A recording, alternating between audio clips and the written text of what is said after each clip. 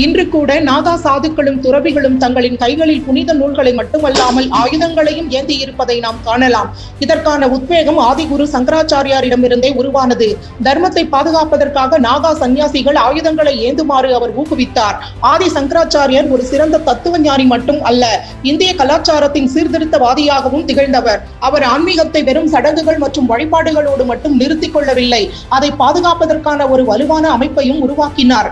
8ஆம் நூற்றாண்டில் பல்வேறு நம்பிக்கைகள், பிரிவுகள் மற்றும் வெளிநாட்டு படையெடுப்புகளால் இந்தியா பிளவுபட்டு கிடந்த போது சங்கராச்சாரியார் அத்வைத வேதாந்தத்தின் மூலம் ஆன்மீக ஒற்றுமையை நிலைநாட்டினார்.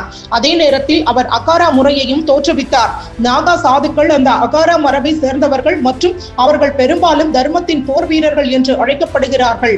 அவர்கள் சிவபெருமானின் தீவிர பக்தர்கள்.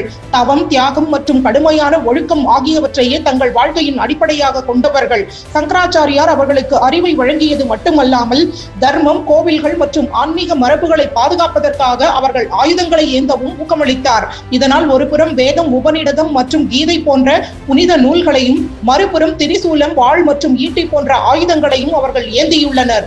மகா கும்பமேளாவின் போது நாகா சாதுக்களின் வருகை மிகவும் பிரமிக்கத்தக்க காட்சிகளில் ஒன்றாக கருதப்படுகிறது.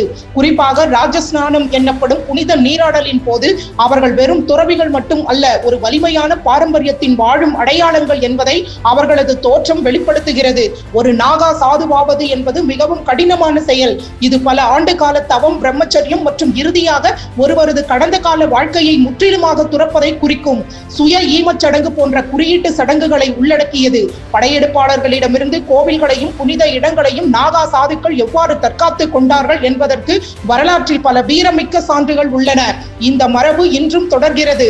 தர்மத்தை பாதுகாக்க அறிவும், ஞானம், வலிமையும் சக்தி அவசியம் என்ற சங்கராச்சாரியாரின் செய்தியை இது பிரதிபலிக்கிறது. இவ்வாறாக ஆதிகுரு சங்கராச்சாரியர் ஆன்மீகமும் வீரமும் ஒன்றிணைந்த ஒரு தனித்துவமான ஆன்மீக மரபை நிறுவினார். இதுவே நாகா சாதுக்களின் உண்மையான அடையாளமாகும்.